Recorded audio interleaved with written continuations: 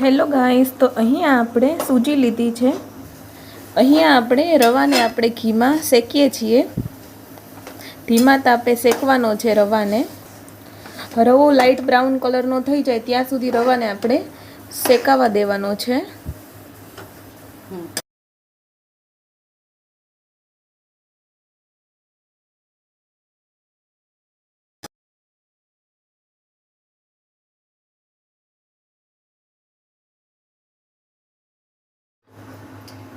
અહીંયા આપણે થોડા કાજુ બદામના ટુકડા લીધા છે, એ આપણે આમાં આ કાજુ બદામ કરવાનું ચોપ છે એ અમે ફ્લિપકાર્ટમાંથી ઓર્ડર કરેલું છે। એમાંથી એકદમ સરસ બદામની એકદમ નાની નાની સરસ એવી પતલી પતલી સ્લાઈસ થાય છે।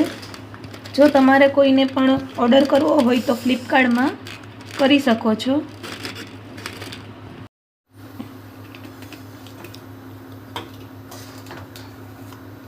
અહીંયા તમે જોઈ શકો છો બદામની એકદમ સરસ નાની નાની સ્લાઈસ થઈ છે।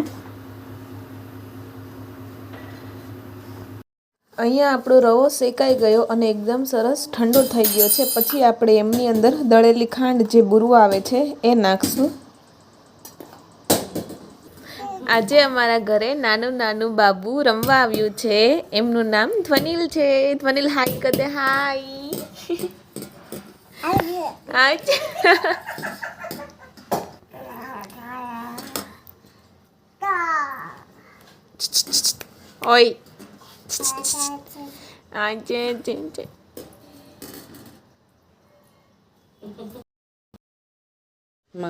અહીંયા આપણે પેંડા છે એ થોડા મેશ કરીને નાખશું માવા માટે। અહીંયા આપણે પેંડાની બદલે માવો પણ નાખી શકાય અને પેંડા પણ નાખી શકાય, જે તમને સ્વાદમાં ભાવે એ નાખી શકો છો તમે। અહીંયા આપણે રવો ને જે બુરી છે એમની અંદર આપણે પેંડા નાખી દઈએ। અહીંયા આપણે જે કાજુ બદામની નાની નાની જે સ્લાઈસ કરી હતી એ હવે નાખશું।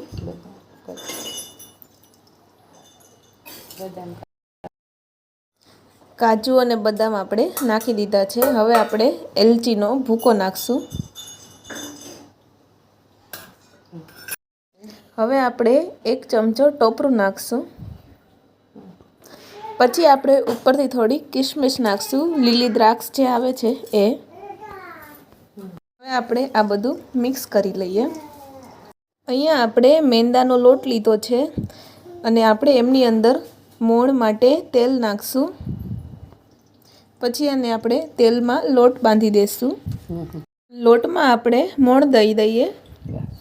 મુઠિયા પડે એ રીતે આપણે મોણ બાંધીએ તો ઘૂઘરા એકદમ સોફ્ટ પોચા થાય છે। હવે મોણ દેવાઈ ગયું, હવે આપણે એમને લોટ બાંધી દઈએ। અહીંયા આ ભાઈ રમે છે।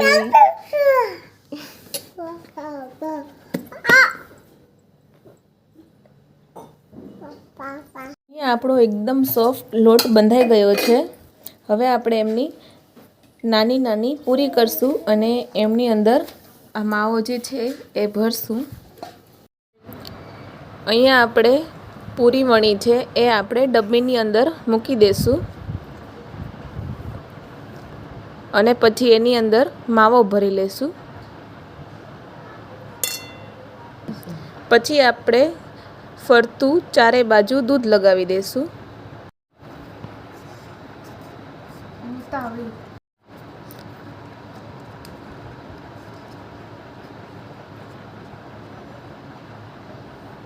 અહીંયા આપણો શેપ પડી ગયો છે।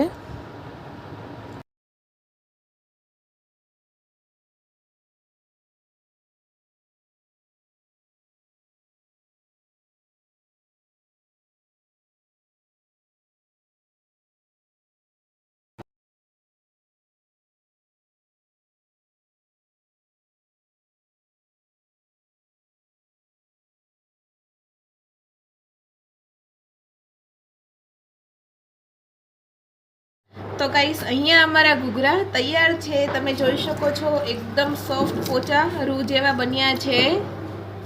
કોને કોને ઘૂઘરા ભાવે છે એ કમેન્ટ બોક્સમાં જરૂરથી લખજો। બધા વ્યુઅર્સ ચાલો ઘૂઘરા ખાવા. જો તમને અમારી આ રેસીપી ગમી હોય તો વિડીયો લાઇક, શેર અને સબસ્ક્રાઈબ જરૂરથી કરજો. Thank you.